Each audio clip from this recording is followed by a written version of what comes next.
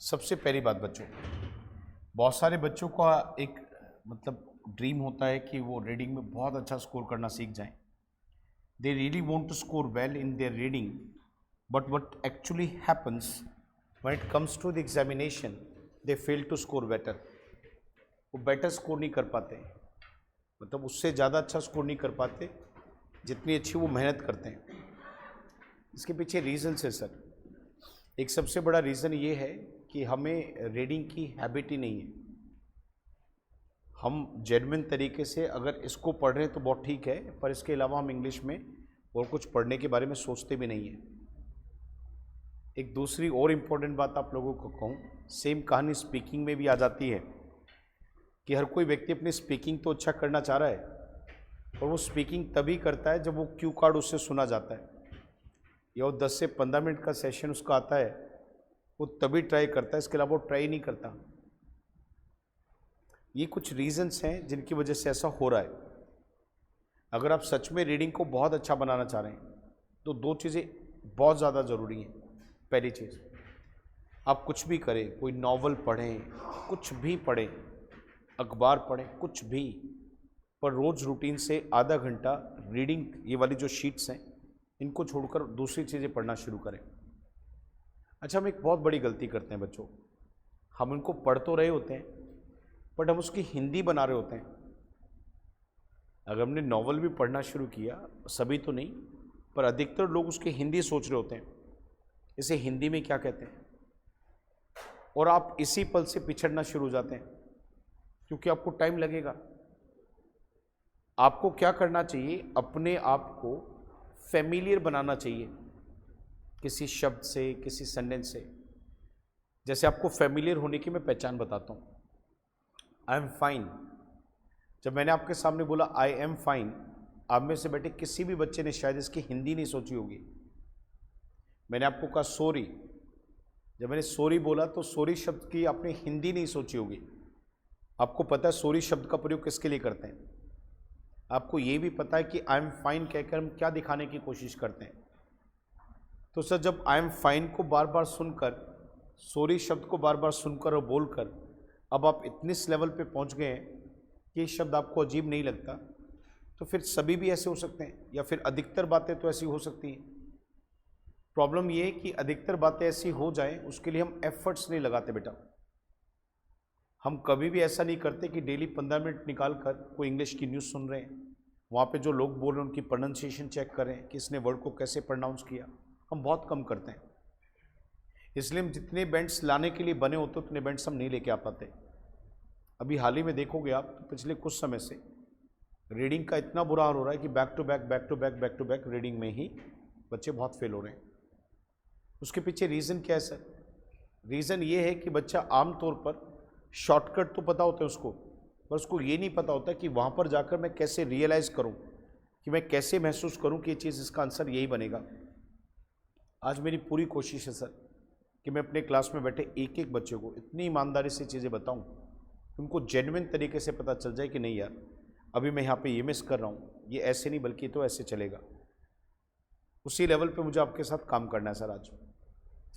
पर मैंने जो को पहले बोला ना sir, that's very important guys, just you need to focus. आपको फोकस करने की ज़रूरत है क्या, कि मुझे डेली अपनी भाषा को मतलब अच्छा बनाने के लिए चीज़ों को ट्रांसलेट करे बिना उनको समझने की कोशिश करते हुए पढ़ना चाहिए कुछ भी, चाहे वो न्यूज़पेपर है, नॉवल है, whatever it is, you must spend some time reading the articles or the things in English. Soon you'll get used to them. बहुत जल्दी आप उनके आदी हो जाएंगे, मतलब फैमिलियर हो जाएंगे उन वर्ड से, आपको आसान लगने लगेगा। ये तो मेरी पहली टिप्स थी आपको सर। सब इससे आगे बढ़ूं तो अब आता है पॉइंट कि इन एग्जाम्स में क्या होता है। आज हम क्या क्या क्वेश्चंस करने वाले हैं बेटा, शायद आपको लगेगा कि हाँ सर, ये तो सभी वो क्वेश्चंस आ गए जो इम्पोर्टेंट तरीके से पेपर में आते हैं। सर, एक सबसे ज़्यादा टाइप पूछी जाती है ट्रू फॉल्स नॉट गिवन की, ये हम करेंगे। एक आपका फ्लैंक पूछा जाता है फिल इन द ब्लैंक्स को, ये हम करेंगे। आज आप यहीं पे देखिए लिस्ट ऑफ हेडिंग्स पूछी जाती है, ये हम करेंगे सर। सर सिनोनिम्स, सॉरी, ये फिल इन द ब्लैंक्स हैं सर, ये भी हम करेंगे।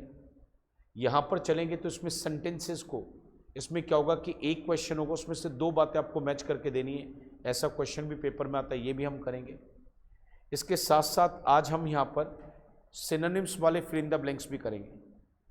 कई बार ऐसा होता है कि बच्चों को फिल इन द ब्लैंक्स पाते हैं पर वहाँ पे सिनोनिम पूछते हैं, वो इनमें क्या फ़र्क होता है, दूसरों से कैसे अलग होते हैं, ये मैं आपको लॉजिकली आज समझाऊंगा। एक मैचिंग होता है, जैसे कि कोई राइटर का नाम दे देगा, कोई साइंटिस्ट का नाम दे देगा, कोई डॉक्टर का नाम दे देगा और कहेगा इसको मैच करके बताओ ये बात किसके विषय में कही गई है या कहाँ कही गई है। तो ये भी आज आप लोगों को मैं कराऊंगा। तो सब कुछ है जो आज हम करते चलेंगे, एक एक करके स्टेप उठाता हूँ सर, शुरू से लेके चलता हूँ। ये फोटोकॉपी आप लोगों को मिलेगी और आप आधा शीट में डिस्कस करूँगा, आधा आपको घर से करना है। अभी आ जाएगी तो एक काम करेंगे, एक क्वेश्चन मैं कराऊँगा और एक क्वेश्चन मेरे सामने बैठ के आप करेंगे। तो साथ साथ जो हमने सीखा उसको अप्लाई करके देखेंगे तो बहुत कुछ सीख जाएंगे, ऐसा मुझे लगता है। आगे देखिए, अब मैं आपको आज का पहला क्वेश्चन आपको बताना शुरू करता हूँ, पहले सेंस को समझाना शुरू करता हूँ। ये क्वेश्चंस होते हैं सर यहाँ पर true false not given. Sir true क्या होता है, फॉल्स क्या होता है, नॉट गिवन क्या होता है, ये तो आप गलत करते हैं, ये तो आपका एग्जामिनर खुद आपको बता देता है। अब जब भी कभी क्वेश्चन करने चलोगे तो आपका एग्जामिनर बता देता है कि कौन सी बातें ट्रू हैं, आपका एग्जामिनर आपको बता देता है कि कौन सी बातें फॉल्स हैं, और वो ये भी बताता है कि नॉट गिवन कब कहना है आपको, चेक करके देख लो। वो कहता है if the statement agrees with the information, अगर आपकी स्टेटमेंट जो नीचे दी गई जानकारी से या ऊपर दी गई जानकारी से मैच कर गई तो वो ट्रू है। मैंने कोई बात कही विनय और वो बात ऊपर बिल्कुल एज इट इज उससे मैच करती है तो ट्रू हो गया। विनय आइल्स की प्रिपरेशन कर रहा है, मैंने नीचे ये कहा, और ऊपर लिखा है कि there are some students who really want to go abroad and preparing themselves for that. There is a very famous exam conducted by IDP named IELTS, so he is preparing himself for that मतलब वो exam. तो ही कौन, विनय, that क्या, exam. तो आपने नीचे देखा था कि विनय, वहां सीधा सीधा लिखा है विनय इज प्रिपेयरिंग फॉर IELTS, ऊपर पूरी कहानी बता दी। अब हमने प्रोनाउन को महसूस नहीं करा, वहां पे प्रोनाउन नहीं देखे, इंडिकेट करने वाले वर्ड्स नहीं देखे, उस बात को कहने वाले सिनोनिम्स नहीं देखे, कंट्राडिक्ट करने वाली बातें नहीं देखी, कौन सी बात किससे जुड़ी इस पे ध्यान नहीं दिया, तो सनी हमारी गलती नहीं होगी तो किसकी गलती होगी बेटा। हमने अपनी रीडिंग में इतनी हैबिट्स नहीं बनाई कि हम जब चीज़ों को पढ़ रहे हैं तो उन चीज़ों को देखने की बात किसके बारे में चली। सर आइल्स की रीडिंग में एक इंपॉर्टेंट बात ध्यान रखना, कहीं पर भी हर्ष कुछ लिखा है तो वो हमेशा बेटा ये देखना कि वो किसके लिए लिखा है। अगर आप इतना करना शुरू कर दो ना बेटा, वो जो लिखा है वो किसके लिए लिखा है, आपके 50% क्वेश्चन वहीं से सॉल्व होने शुरू हो जाएंगे। एक 50% तक मैं कह रहा हूँ कि जहाँ भी कुछ लिखा है तो हर सेंटेंस के साथ देखो ये किसको डिफाइन करता जा रहा है, ये बात किसके लिए आती जा रही है। इससे ज़्यादा आपको कुछ भी नहीं करना बेटा। बेटे क्या मेरी यहाँ तक की बात सबको समझ में आई कि बातें अगर मैच करती हैं तो दैट्स ट्रू। तो यहीं पर देखो क्या कहता है कि Vinay who was preparing for an exam named IELTS but now he has changed his mindset and just looking forward to having a business of his own। उसमें कहा कि आजकल विनय जो है वो IELTS की प्रिपरेशन कर रहा है these days। अब उसमें ये लिखा है ऊपर कि विनय IELTS की प्रिपरेशन कर रहा था, पर नीचे वाली स्टेटमेंट में लिखा है कि विनय आज भी IELTS की प्रिपरेशन कर रहा है। तो सर ऐसा नहीं कि वहाँ पे IELTS से फॉल्स जब आता है तो ऐसा नहीं होता हमेशा कि वहाँ पर साफ साफ लिख के देगा आपको कि देखो ये तो झूठ है। वो बात वो कहेगा, जो नीचे है ना वो बात कहेगा, और उसका टाइमिंग बदल देगा, उसके सिचुएशन को बदल देगा, उसकी सेंस को बदल देगा और कहेगा अब बताओ। तो ये भी क्वेश्चन होता है। तो वहाँ बच्चे को बड़ी दिक्कत, कुछ बच्चे कहते हैं सर फॉल्स पकड़ में नहीं आता। सर फॉल्स पकड़ में कैसे आएगा, आपने लिंक ही नहीं करके देखा चीज़ों को। क्या लिंक करते हैं, मैं अगली 2-3 बातें लिखवाऊंगा आपको नोट्स में, बड़े ध्यान से बनाना नोट्स को। The last one sir not given, अगर जो आपने इंफॉर्मेशन है वो ऊपर नहीं दी गई है और वो नहीं दी गई तो आप नहीं कह सकते कि हाँ सच में ऐसा है, और आप ना ये कह सकते कि नहीं सच में ऐसा नहीं है। सब मैं बड़े आराम से बोलता हूँ, बड़े ध्यान से सुनना कि जो इन्फॉर्मेशन आपके सामने दी गई है सेंटेंस में, उसको पढ़ने के बाद विनय आपको ऊपर जाकर नहीं पता कि मतलब सच में ऐसा है भी या फिर सच में ऐसा नहीं है, क्या पता हो और क्या पता ना भी हो, स्पष्ट उसने कहा नहीं। सर उसको कहता मिलेगा, कहता मिलेगा। जैसे यहाँ देखो इसमें कहते हैं विनय wants to go abroad and he knows that there is an exam named IELTS conducted by IDP and he knows that to go there he'll have to prepare himself for that exam. यहाँ तक कह दिया। He is the only child of his family. He is the only child of his family.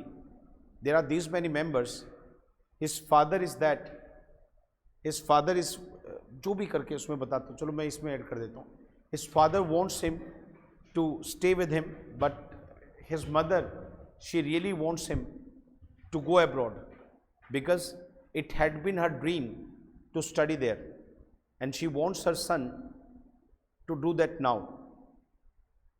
सब कुछ कह रहा है, सब कुछ कह रहा है कि एक विदेश में जाना चाहता है विनय, वहाँ पे आइल्स का एग्ज़ाम लिया जाता है, वो बहुत इंपॉर्टेंट एग्ज़ाम है। करते करते बाद फिर एकदम से स्विच कर जाएगा। विनय जो है परिवार का इकलौता बच्चा है।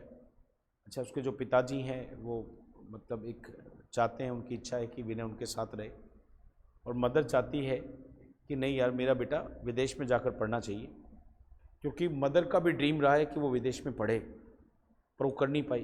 पर वो चाहती कि अब मेरा ऐसा बच्चा, मेरा बच्चा भी ऐसा करे। कितनी कुछ बातें कही, विनय आया, आइल्स आया, सब कुछ लिखा था वहाँ, पर कहीं भी ये नहीं कहा कि विनय ने फिर आइल्स की प्रिपरेशन शुरू कर दी या नहीं करी। सर इस बीच में कहीं भी इतना क्लियर नहीं करा उन्होंने कि विनय ने फिर आइल्स की प्रिपरेशन करी या नहीं करी अभी शुरू। अब हो सकता है कि क्या पता वो प्रिपेयर कर रहा हो अपने आप को, और हो ये भी सकता है कि क्या पता वो प्रिपेयर ना भी कर रहा हो अभी अपने आप को, कुछ भी हो सकता है यहाँ। तो जब साफ साफ उस विषय पे नहीं बोला गया है तो दैट्स नॉट गिवन, वो होता है नॉट गिवन। तो बेटा ये होता है true false not given. Problem यहाँ नहीं है बच्चों, ये तो सबको याद हो जाता है, पर आइल्स की रीडिंग में एक सबसे इंपॉर्टेंट चीज़ है, हर टाइप के क्वेश्चन का आपको लॉजिक पता होना चाहिए, ये क्वेश्चन होता क्या है। उसके बाद आपका टाइम बहुत बचता है। पर प्रॉब्लम पता है कहाँ है बेटा, ये जो सेंटेंस दिए जाते हैं ना, ये सेंटेंस बेटा, ये सेंटेंस में ट्रू फॉल्स नॉट गिवन को चेक करने का एक तरीका लिखा होता है, और वो हम मिस कर जाते हैं बेटा, हमेशा मिस करते हैं। आप कहोगे सर कैसे, सब वो लिखना शुरू करेंगे। अब सब पहले नोट्स बनाएंगे सब बच्चे, ट्रू फॉल्स नॉट गिवन लिखेंगे बेटा, true false not given, yes no not given, true false not given, yes no not given.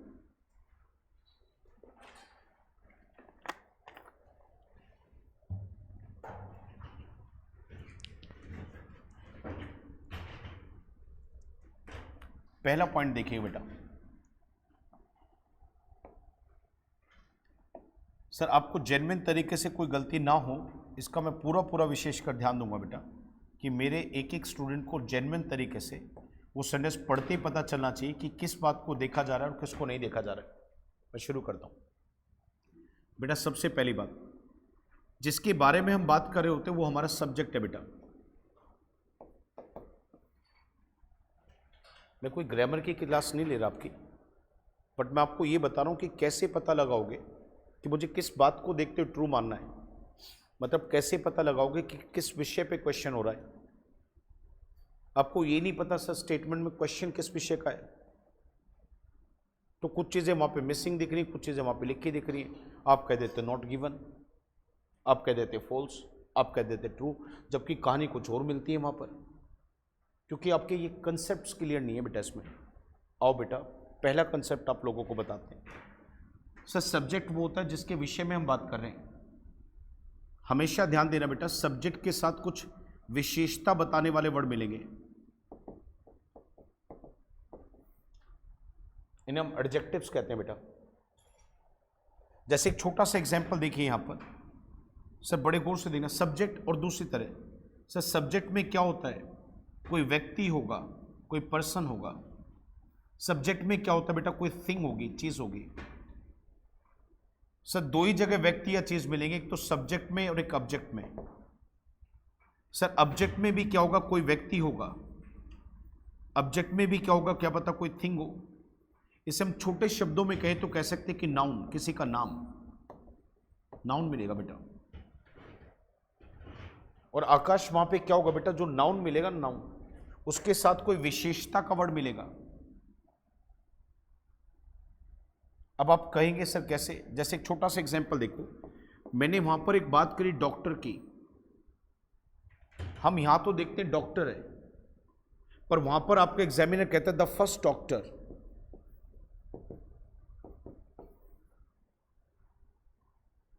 Sir आप गौर से देखिए, बात डॉक्टर की नहीं है। डॉक्टर्स तो वहां और भी हो सकते हैं। वो जो क्वेश्चन पूछ रहा है वो पहले डॉक्टर के बारे में पूछ रहा है, और आप वहां पे केवल डॉक्टर को देख रहे हैं। तो इसका मतलब सबसे इंपॉर्टेंट चीज वहां पर जो होती है कि जिन लोगों के बारे में हम बात कर रहे हैं उनके साथ कोई विशेषता का वर्ड मिलेगा बेटा।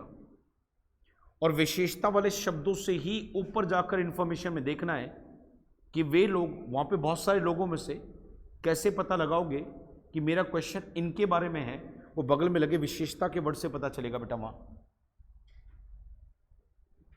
जैसे मान लो बेटा जी, आपको वहां पर अलग अलग के बारे में बात कर रहा हूं।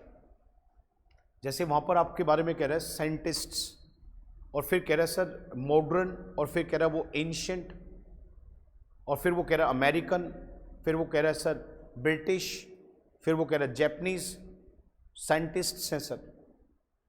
उसने बहुत सारे साइंटिस्ट्स के बारे में बात करी, उसने मॉडर्न साइंटिस्ट्स के बारे में बात करी है, और उसने एंशिएंट के बारे में बात की है, उसने अमेरिका के साइंटिस्ट्स की बात करी है, उसने जैपनीज के बारे में बात करी है। सर 10 साइंटिस्ट तो बहुत सारे हैं। नीचे क्वेश्चन उसने पूछा अमेरिकन साइंटिस्ट्स, और ऊपर आप केवल साइंटिस्ट्स पे फोकस करें। नहीं सर, अब व्यक्ति से ज्यादा इंपॉर्टेंट उस विशेषता वाले शब्द को दीजिए जिससे पता चलेगा कि मुझे किन के बारे में इंफॉर्मेशन को इकट्ठा करना है। तो what is very much important to know, दो एडजेक्टिव्स हम जो लगाते हैं ना, उन जिन व्यक्ति चीजों के बारे में बात कर उन पे फोकस सबसे ज्यादा देंगे आप। सर दूसरी चीज आप पे फोकस देनी। अब देखो सब्जेक्ट ऑब्जेक्ट क्या है, इसका एग्जाम्पल एक ले लो बेटा। जैसे मैं यहां पर छोटा सा एग्जाम्पल देखिए, टीचर्स हो गए बेटा, टीचर्स ये पढ़ाने वाले हो गए, स्टूडेंट्स बेटा पढ़ने वाले हो गए। पढ़ाना होता है टीच। ध्यान से देखिए, काम है, पढ़ाते कौन है? टीचर्स। और पढ़ाते किसको हैं? स्टूडेंट्स को। ये फिल इन द ब्लैंक्स में आपको एक कंसेप्ट याद रखना है। फिल इन द ब्लैंक्स में आपको चाहिए क्या? आपको चाहिए क्या? जब तक ये सेंटेंस का फॉर्मेट आपके दिमाग में नहीं होगा तो आप उसको अच्छे से नहीं समझ पाएंगे। अगर हमने 1.5-2 घंटा लगाना आज तो फिर पूरा डिटेल में लगाते हैं। तो सब्जेक्ट ऑब्जेक्ट है बेटा, यहां के व्यक्ति और वहां के व्यक्ति है। तो जो सब्जेक्ट और ऑब्जेक्ट में व्यक्ति आ रहे हैं, कई बार इनके बगल में कोई विशेषता का वर्ड मिलेगा। जैसे यहां कुछ भी नहीं है, कैसे टीचर से नहीं बताया गया, कैसे स्टूडेंट से नहीं बताया गया, केवल टीचर्स एंड स्टूडेंट्स हैं। पर कुछ क्वेश्चन ऐसे होंगे जिसमें बताया जाएगा ये वाले टीचर्स, वो वाले स्टूडेंट्स। तो ध्यान देना, ऊपर अगर स्टूडेंट्स कई तरीके दे रखे हैं तो मुझे केवल उनकी बात करनी है जो वो वाले हैं या ये वाले हैं। ये ध्यान रखना बेटा, सबसे इंपॉर्टेंट पार्ट होता है। दूसरी बात बेटा, सेकंड, सर आपके सेंटेंस में दो चीजें बड़ी इंपॉर्टेंट, तीन चीजें बड़ी इंपॉर्टेंट होगी बेटा, 3 से 4, जो true false not given, yes no not given में आता है। सर पहली बात टाइम, दूसरा बेटा प्लेस, तीसरा बेटा मैनर, चौथा बेटा रीजन। ये 4 सबसे इंपॉर्टेंट पॉइंट होते हैं बेटा। आपके सेंटेंस में वहां पे कुणाल क्या होगा? आपको किसी जगह की होती हुई बात दिख रही होगी, किसी समय को लेके बात दिख रही होगी, किसी काम के करने के ढंग को लेके बात दिख रही होगी, और हो सकता है कि किसी काम के पीछे की वजह आपको दिखाई दे रही होगी। मैं इन सबका एक एक एग्जाम्पल देता हूं। यू स्टडी, आपके पढ़ने वाले काम को दिखा रहा हूं बेटा। यू स्टडी एट इंग्लिश या फिर आइल्स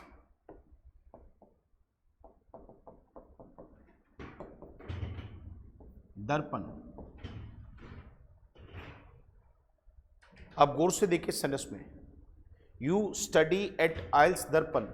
सर ये पहले वाला सेंटेंस जो मैंने आपके सामने लिखा है उसमें जेन्युइन तरीके से एक जानकारी दी जा रही है। वो जानकारी दी जा रही है प्लेस की, कि आप ये पढ़ने वाला काम किस जगह पर करते हैं। ये प्लेस है बेटा। और देखिए मैंने इसको क्या करा, थोड़ा सा बड़ा कर रहा हूं और इसमें और आगे ऐड कर रहा हूं। दीज डेज,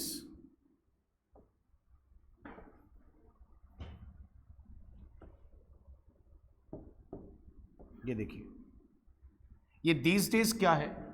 ये वो टाइम है जब आपने पढ़ने वाला काम करते हैं आप। आगे देखिए क्या कहते हैं, to pass your IELT S exam. ध्यान से देखिए, ये जो इतना लिखा है ये रीजन है।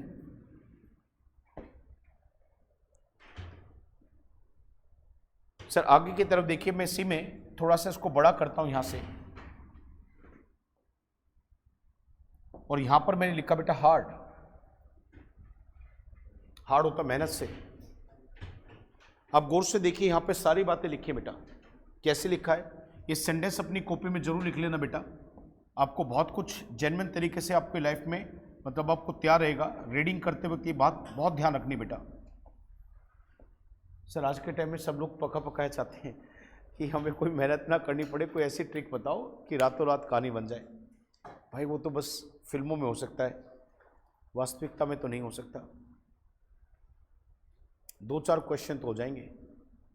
एक बार संयोग से पिछले महीने मेरे सामने कोई छोटे से वीडियो आ गई, उसने क्या लिख रखा है सर, 5 सेकंड में लिस्ट ऑफ हेडिंग करें। 5 सेकंड में। मैंने कहा 5 सेकंड में आदमी से क्वेश्चन पढ़ के नहीं तैयार होता। ये 5 सेकंड में लिस्ट ऑफ हेडिंग करा दी, और फिर लिखा है ब्रैकेट में ऐसे गोल लिख के, पूरे में से पूरे। इंग्लिश में नहीं लिख रहा, हिंदी में लिख रहा, पूरे में से पूरे। मैंने कहा शाबाश। और वीडियो का जो लेंथ है वो करीबन 20 से 25 मिनट का है। 5 सेकंड में लिस्ट ऑफ हेडिंग करें, पूरे में से पूरे। वीडियो की लेंथ है 20 से 25 मिनट। मतलब मजाक बहुत होता है। आ जाता ऑनलाइन पे, जब हम चलते स्क्रॉल करते 7 डेज में 7 बेंड्स लाइन। ठीक कह रहे हैं। यहां पर देखिए क्या है सर, सबसे पहली बात यहां पे एक काम है, पढ़ना होता है स्टडी। तो गौर से देखिए, पढ़े कैसे? मेहनत से पढ़ें। आप मेहनत से पढ़ते हैं, कहां पढ़ते हैं? आइल्स दर्पण पे पढ़ते हैं। कब पढ़ते हैं? आजकल। क्यों पढ़ते हैं? एग्जाम को पास करने के लिए। तो आप जब भी कोई स्टेटमेंट पढ़ें तो उसमें देखिए रीजन है, उसमें देखिए कोई प्लेस है, उसमें देखिए कोई काम का ढंग भी दिखा रखा है, उसमें देखिए कोई टाइम दिखा रखा है। बस बेटा इतना पता है तो आपको ट्रू फॉल्स नॉट गिवन में दिक्कत नहीं आएगी, वो स्टेटमेंट समझ में आ जाएगी। एक स्टेटमेंट को पढ़ के हिंदी बना लेते हैं हम सर, और एक स्टेटमेंट को बच्चा पढ़ के देखता है कि यार इसमें नहीं, इसका रीज़न पूछ रहा है, इसका रीज़न बता रहा है, नहीं ये तो उसका टाइम बता रहा है, नहीं ये तो उसको प्लेस में दिखा रहा है, नहीं ये तो उसका मैनर दिखा रहा है, नहीं ये तो ऐसे लोगों की बात कर रहा है, नहीं ये तो वैसे लोगों की बात कर रहा है। बस इतना सा, और आपके ट्रू फॉल्स नॉट गिवन के सेंटेंसेस को समझने में दिक्कत नहीं आएगी। अभी मैंने कह दिया, अब आपको जेन्युइन तरीके से इस बात को अपने टेस्ट में महसूस करना है। आपके सामने अब पहली स्टेटमेंट आती है बेटा, बड़े गौर से देखिए।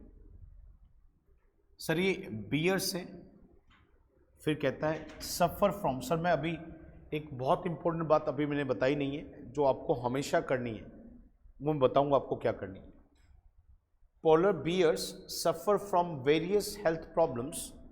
सर यहाँ पर देखिए प्रॉब्लम्स हैं कैसी और कितनी है, बहुत सारी, ये विशेषता है। सर कौन से बियर्स?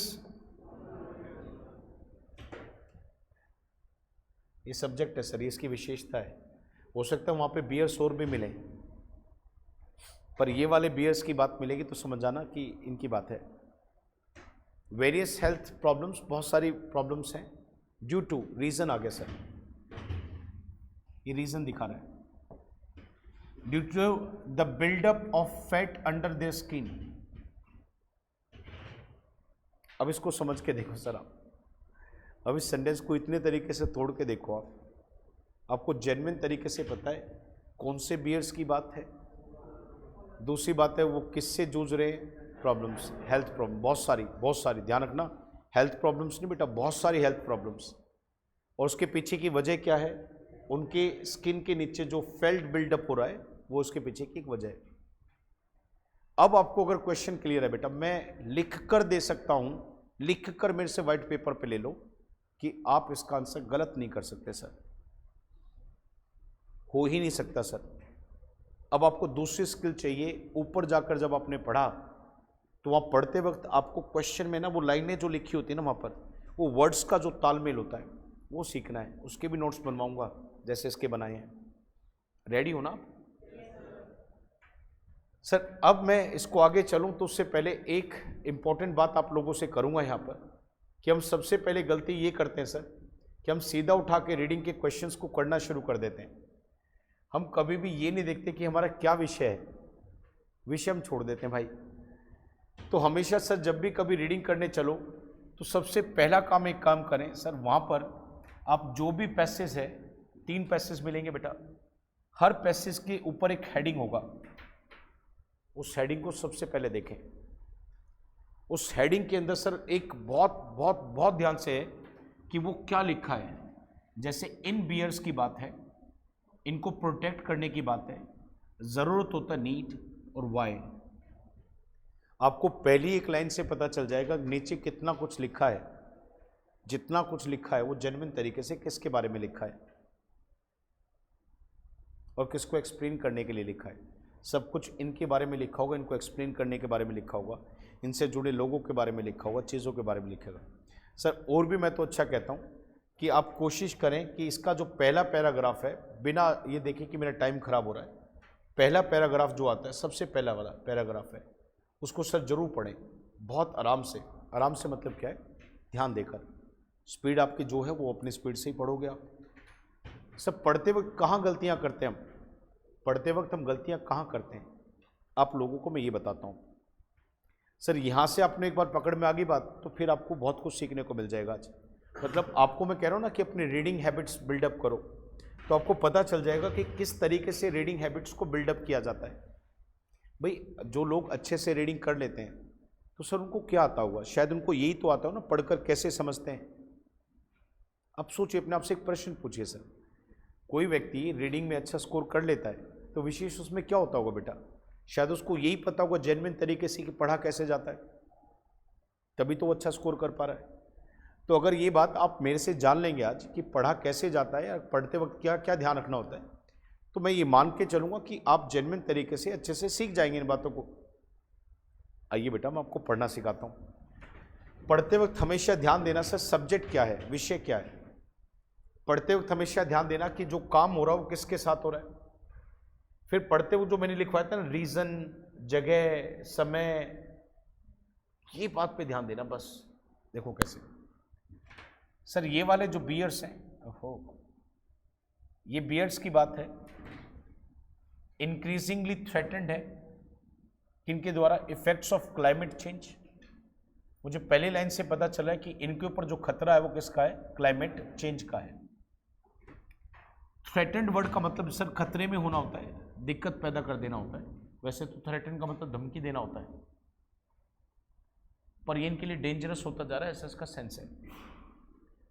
बट सर ये सबसे इंपॉर्टेंट चीज होती है कनेक्टर्स, इनको हम सबसे कम ध्यान देके देखते हैं। बट ये जो वर्ड आता है वहीं पर सर हाउएवर, वेयरएज, ये 3 वर्ड आपको बहुत मिलेंगे। बताता चलूँ कौन कौन से वर्ड मिलेंगे सर। ये प्लीज़ आप शायद लिखा नहीं, आप अच्छा आप ये कहोगे तो मुझे आते ही हैं, प्रभु ऐसा मत मानिए, आपको आते हैं। आप जब नोट्स बना रहे तो बना ही लीजिए, क्या जाता है सर, एक बार पेन चलाने से अच्छा ही होगा, बुरा तो होने से रहा।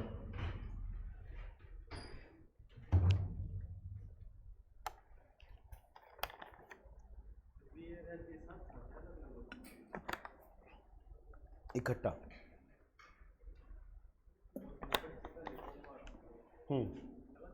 बिल्कुल बेटा, लगाना होता है बेटा, वेयरएज में भी और बट में भी।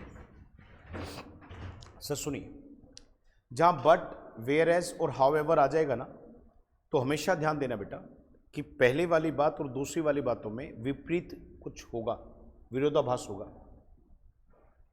पहले जो बोला उसके बाद जो बोला वो चीज़ें आपस में एक दूसरे से चांसेस हैं पूरी पूरी कि वो एक दूसरे के विपरीत बातें हों। तो अब तक मैंने जो पढ़ा था वो बातें विपरीत बातों को जोड़ने के लिए, जो आपस में मैच नहीं करती बातें, जो बातें मैच नहीं करती उनको जोड़ने के लिए 3 वर्ड आते हैं। अब मैं तुरंत समझ गया यहाँ पे बट पढ़ते कि यहाँ पर जो अगली बात लिखी जा रही है वो मैच नहीं करती मिलेगी पहली वाली बात से। पर their disappearance could have far reaching consequences. Sir यहाँ पर देखिए क्या कहता है, ये वर्ड कई बार ऐसा होगा कि आपको वहाँ पर चीज़ें, मतलब वो वर्ड शायद आपने पहले ना पढ़ा हो, तो जब आप रीडिंग की हैबिट बनाओगे बेटा तो आपको बार बार ये चीज़ें देखने को मिलेंगी।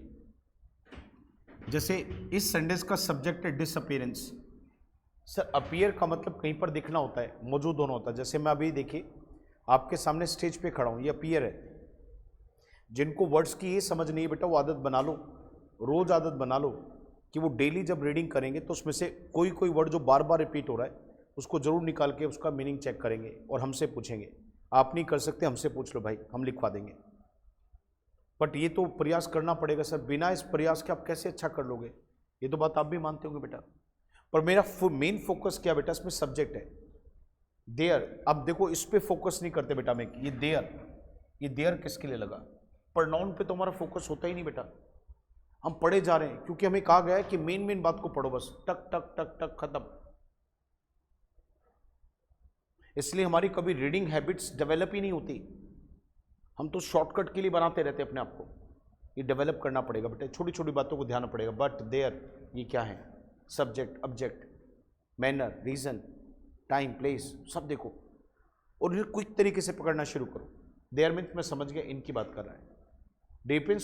Disappearance could have far reaching consequences, मतलब परिणाम हो सकते हैं दुष्परिणाम। दे मैं समझ पा रहा हूँ इन्हीं की बात चल रही है। Are uniquely adapted to the extreme conditions of, sir ये यहाँ पर एक जगह का नाम आ गया। सर दे मतलब वो अडेप्टेड है, मतलब इनको कोई फर्क नहीं पड़ता सर, ये अपने आप को ढाल चुके हैं। और एक्सट्रीम कंडीशंस कहाँ की, इस प्लेस की। अब इस प्लेस के बारे में कह रहा है सर वेयर। जब भी कभी किसी प्लेस का नाम देके वेयर लगाओ तो समझ जाओ उस प्लेस को अब डिफाइन कर रहा है। क्या करेगा बेटा, ऐसे ही नहीं कि बीच में कहीं भी वेयर आ जाता है, नहीं नहीं नहीं, ऐसा नहीं होता बेटा कि कहीं पर भी वेयर आ जाता है। राइटिंग में भी आपको पता होना चाहिए। आपने किसी जगह का नाम लिया और आपका मन हो रहा है कि मैं छोड़कर पहले इस जगह के बारे में बताना चाह रहा हूँ, तो जगह का नाम लो, उस जगह को एक्सप्लेन करना है तो उसके जस्ट बगल में एक वेयर का सेंटेंस लगा दो। तो जब भी वेयर का सेंटेंस से लगा हुआ तो समझ जाओ बेटा जस्ट पहले जो जगह थी उसी को डिफाइन किया जा रहा है। Where temperatures can reach -40 degree Celsius, इसका मतलब समझ में आ गया। ये जो बियर्स हैं वो 40 डिग्री सेल्सियस माइनस के टेम्परेचर में भी अपने आप को संभाल लेते हैं, अडेप्ट कर लेते हैं। यहाँ तक पता चल रहा है सर। उनके खतरा है कि वो धीरे धीरे डिसअपेरेंस में है, वो वाली बात को लेकर। One reason for this, sir इसका मतलब क्या है कि अब यहाँ बच्चा एकदम से पता क्या करता है, कहता है यार 40 डिग्री -40 डिग्री का जो सेल्सियस का रीजन बता रहा है शायद। जो बच्चे ये सोच गए सर -40 डिग्री का सेल्सियस, तो उसका सेंटेंस जो है वो बीच में अलग से इसलिए लिखा था कि वो ये प्लेस को बताना चाह रहे हैं, प्लेस के अंदर वेदर कंडीशन कैसी है। जेन्युइन तरीके की बात तो यहाँ पर चल रही है कि इसके रीजंस, कॉन्सिक्वेंस के, डिसअपीयरेंस के। सर ध्यान से देखिए, कॉन्सिक्वेंसेस हैं, बुरे परिणाम हैं, तो रीजन किसके होंगे, बुरे परिणामों के होंगे। सर हम ये लिंक नहीं करते बेटा, हम इसको लिंक करे बिना पढ़ रहे हैं योगेश, ये तो हम देखते ही नहीं किसके लिए लिखा है। बीच में कोई भी एक सेंटेंस डालता और हम उसमें टक से टूट जाते हैं और हमें पता ही नहीं चलता बात कहाँ चली गई। ये छोटी छोटी बातें रखनी विशेष, वेयर आ गया, ये प्लेस को दिखा रहा है, इसका मतलब दोबारा से वहीं पे आ गया। वन रीजन फॉर दिस, आगे देखिए कहता है, is that they have up to 11 centimetre of fat. अब इसका मतलब किसका रीजन बता रहा है, यहां से पढ़ के पता चले तो शायद ये अडेप्ट कैसे कर गए इन कंडीशन से लेके, ये उसका रीजन बता रहा है कि 11 centimetres of fat underneath their skin. Sir मुझे बताओ, जो उनकी स्किन के नीचे फैट है, क्या उसकी बात वो कर रहा था ट्रू फॉल्स नॉट गिवन के पहले क्वेश्चन में? क्या उसको हेल्थ प्रॉब्लम्स की वजह बता रहा था? उससे ये यहाँ से वो बच रहा है जैसे वो मर रहा है, 40 डिग्री सेल्सियस तक जो नीचे चला गया है, उस स्किन की वजह से जो अंदर फैट है उसके, उससे उसको बचाव कर रही है या दिक्कत दे रही है? सर जब बच्चा उसे पढ़ लेता है ना, तो वर्ड नहीं ढूंढता ऊपर, नीचे जो वर्ड लिखा है ना, वो ऊपर वर्ड नहीं ढूंढता बेटा, वो कंसेप्ट समझ लेता है। बोले यार इसमें जो जानकारी दी गई है और वहाँ जो जानकारी दी गई है, वो दोनों आपस में एक दूसरे से मैच करती हैं, मैच नहीं करती हैं। ये 2-3 बातें आएंगी। सर देखिए, humans with comparative levels of, क्या लिखा बेटा? हाँ, क्या लिखा है? Adipose tissue. सर अब कई बार ऐसा होता है कि नहीं पता, क्या जरूरत है, क्या जरूरत है? क्या उसने टिश्यू के ऊपर क्वेश्चन पूछ रहा है क्या? छोड़ो, tissue would be considered obese. Okay, वहीं पर ह्यूमंस के अंदर इस टिश्यू की वजह, ये जो फैट है इसको वहाँ पर क्या माना जाएगा? ओबीस। अब देख रहे हो आप, उसने बात करते करते कुणाल जानबूझ के, ये हमेशा डिस्ट्रैक्ट करेगा आपका रीडर, ये काम होता है इसका। सर बात करते आ रहे थे इस बियर की, बीच में इंसान घुसा दिए, और हम ये देखते ही नहीं बेटा, उसने जानबूझ के बीच में लिया है, और उसमें पता क्यों लेकर आएगा?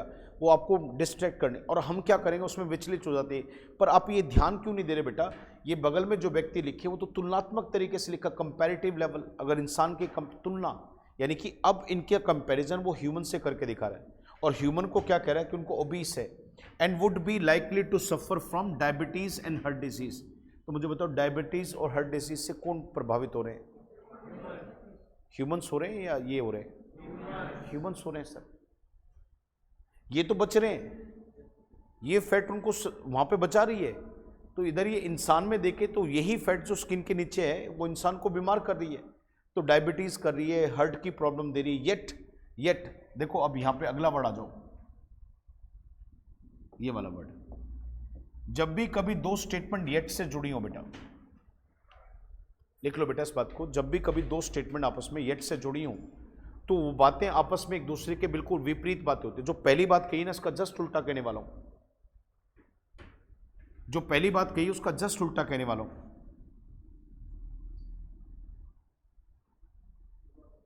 बताता हूं, यहां पे लिखना बेटा, he worked hard, he failed. Yet आपको जिंदगी भर याद रहेगा, येट नहीं, यहां पे एक रीडिंग का नोट्स बनवाऊंगा, एक पूरा नोट बनाना बेटा। एक सेंटेंस लिखो बेटा, he worked hard, he failed. आज की क्लास इतनी इंपॉर्टेंट क्लास बना लो अपने लिए कि जिंदगी में इससे बहुत फायदे मिले आपको। He worked hard, he failed. जवाब देना बेटा। आदमी मेहनत करता तो क्या होता है? हाँ जी बेटा, और फेल हो गया तो उसका अपोजिट है क्या? क्या ये पहले वाली घटना का अपोजिट है क्या? आर यू श्योर और नॉट? चलो बेटा, बहुत अच्छी बात है। जब कोई भी घटना पहली घटी और उसके बाद जो दूसरी घटना उसके बिल्कुल अपोजिट में लिखी है, तो उसको दिखाने के लिए हम क्या करते हैं बेटा? सबसे पहला तरीका है, जिस घटना के अपोजिट है उस घटना को आप दो, ऑल दो, इवन दो से लिखें।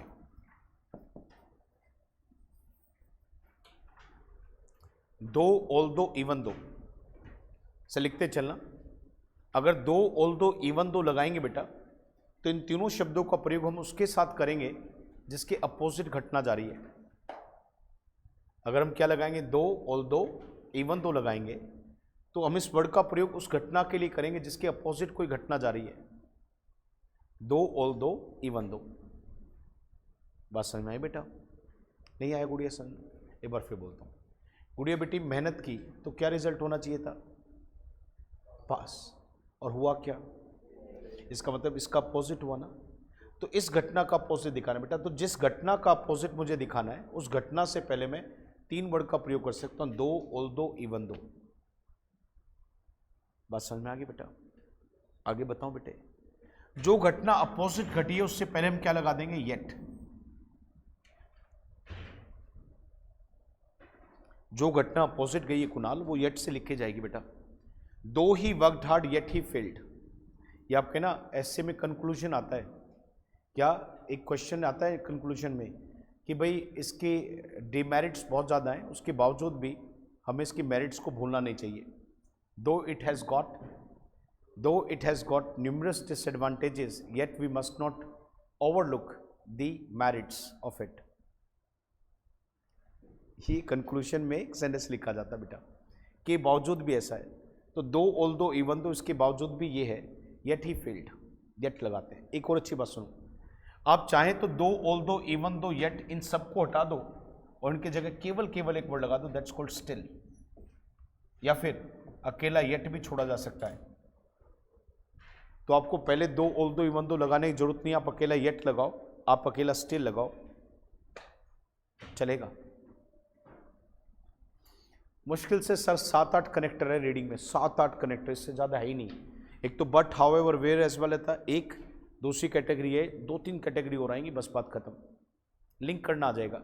एक ये आ जाएंगे, ये सीखने तुम्हें वेयर लग गया, क्यों लगा सने से पहले, व्हेन लगा तो क्यों लगा, हाउ लगा तो क्यों लगा, एक ये चीज़ आपको सीखनी है मेरे साथ, बात खत्म हो जाएगी।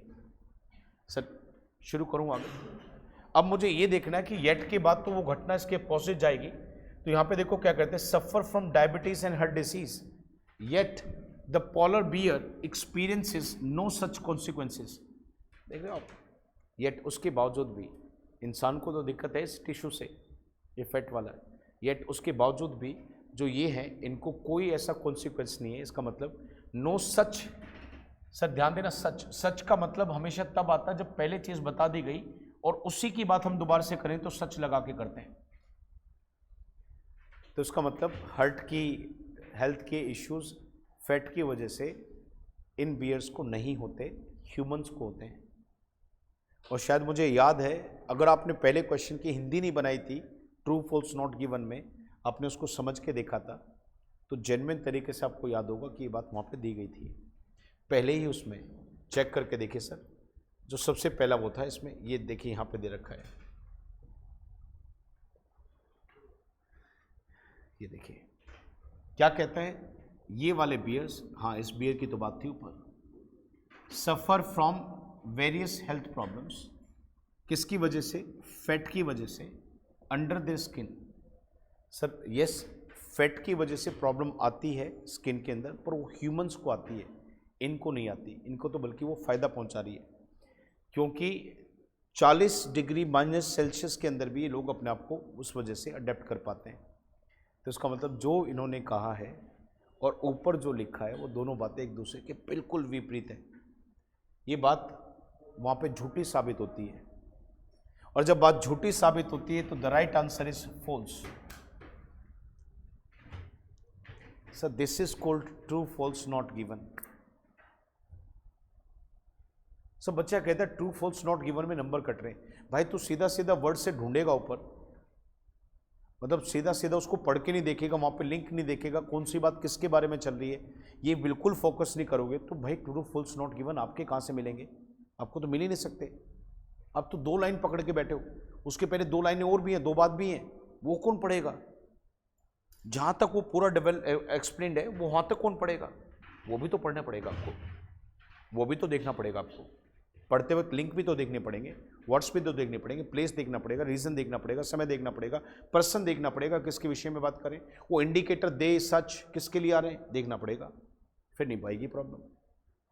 ये चीज़ आपको देखनी है बेटा, बस समझ में आए बेटे? सब ऐसा तो नहीं है कि आपने मेरी बात को बहुत बारीकी से ना सीखा हो, सीख लिया है। मैं कैसे मानूं? करवा के मानूंगा तब पता चलेगा, है ना? तो एक काम करते हैं सर, मेरे साथ आ जाओ, फिर आपको मैं दूंगा मौका करने का, मेरे साथ आ जाओ। पहले मुझे ये बता दो, क्वेश्चन नंबर ये जो 2 में है, आप इसे पढ़ के समझ सकते हैं किस विषय पे बात चल रही है? अच्छा, पूछ लूं? आशीष पूछ लूं? अच्छा,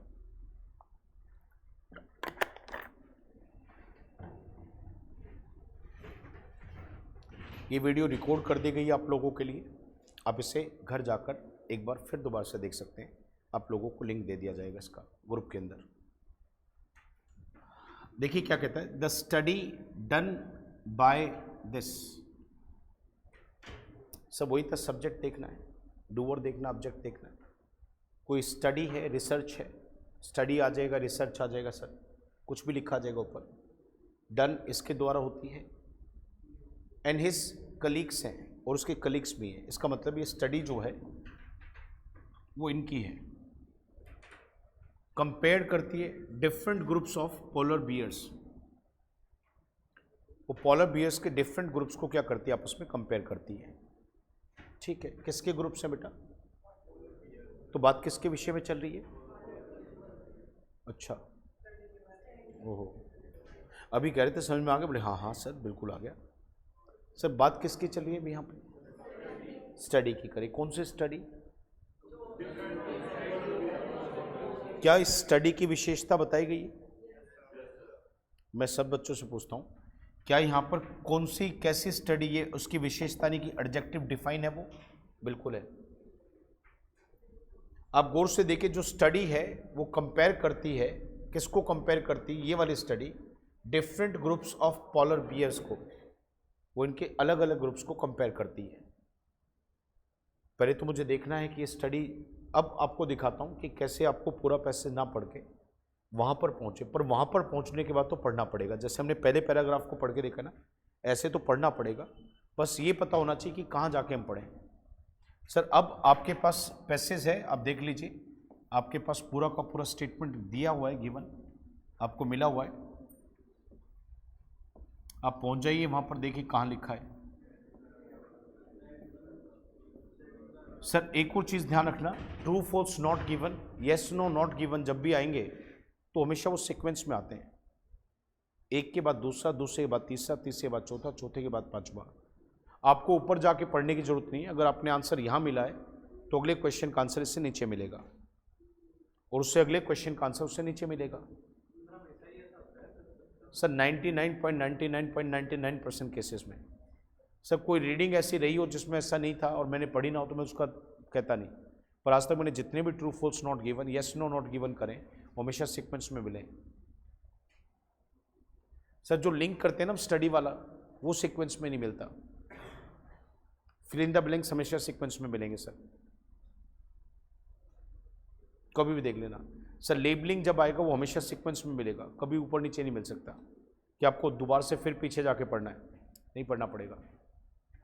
सर लिस्ट ऑफ हेडिंग जो आपकी चलती है वो ऊपर नीचे कहीं भी मिल सकती हैं। मतलब हो सकता है कि नीचे वाली हेडिंग का आंसर ऊपर ए में मिल रहा हो और फिर दूसरी का वो कहीं और मिल रहा हो। पर ये कुछ बेसिक क्वेश्चंस होते हैं। जैसे कौन कौन से क्वेश्चन बेटा? एक तो fill in the blanks, true false not given, yes no not given, और कौन से क्वेश्चंस बेटा? हाँ जी,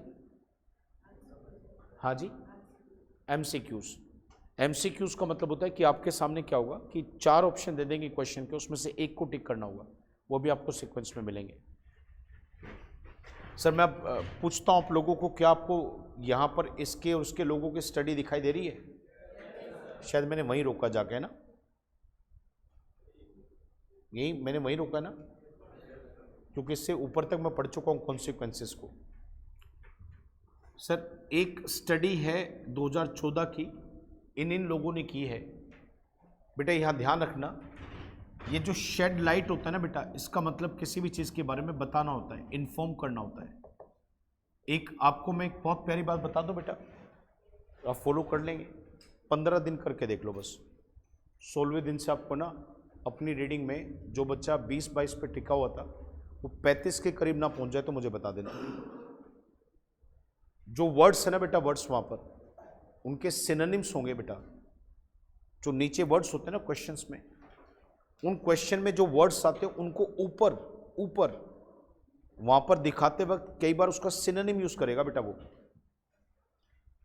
जैसे आपने देखा था सर पहले वाले क्वेश्चन में, दिखाना क्या लिखा था सर पहले वाले क्वेश्चन में?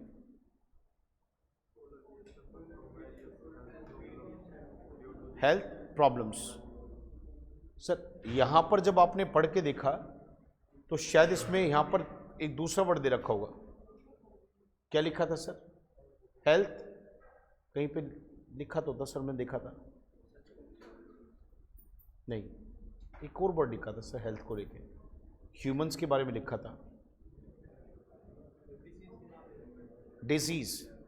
सर देखो, जब हमने देखा तो हेल्थ प्रॉब्लम्स थी, तो वहां पर क्या हुआ कि सर डिजीज, कॉन्सिक्वेंसेस, बीमारी के नाम, सर ये सब इस बात को दिखाते हैं।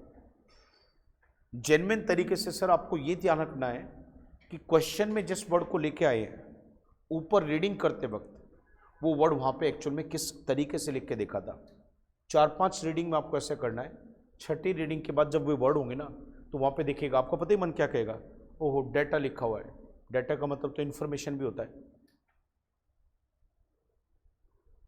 स्टडी लिखा हो, ऊपर रिसर्च लिखा हो, स्टडी रिसर्च बात एक ही होती है। ये लेवल आ जाएगा आपका। अब पता है क्या करते हो बेटा, बड़ी मेहनत करके आंसर भी निकाल लेते हो सनी, पर वो जो वर्ड होता है ना, जिस वर्ड से कहते हैं अच्छा यार इसने इसके लिए ये वर्ड लगा दिया, हम सोचते मुझे मेमोराइज हो गया, अगले वाली रीडिंग कर रहे होते हैं तो फिर दिमाग से निकल जाता है। कई बार ऐसा होता है जो आज आपको वर्ड दिक्कत दे रहा था वो 2 हफ्ते बाद वाली रीडिंग में आ गया, तब तक तो याद भी नहीं कि ऐसा हमने पढ़ भी रखा है क्या। एक आपने पहले लिस्ट बना रखी है, ये सेल्फ स्टडी की चीज़ें हैं बेटा। बिना सेल्फ स्टडी के आपका रीडिंग अच्छा नहीं होगा। इंस्ट्रक्शंस मेरी होंगी, फिर उसके साथ सेल्फ स्टडी आपकी होगी, इंप्रूवमेंट आ जाएगी बेटा।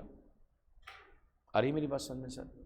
तो ये करना शुरू कर दो बेटा, उसको लिखना शुरू कर दो अपनी नोटबुक के अंदर। रीडिंग में कौन से वाले सिनोनिम्स बेटा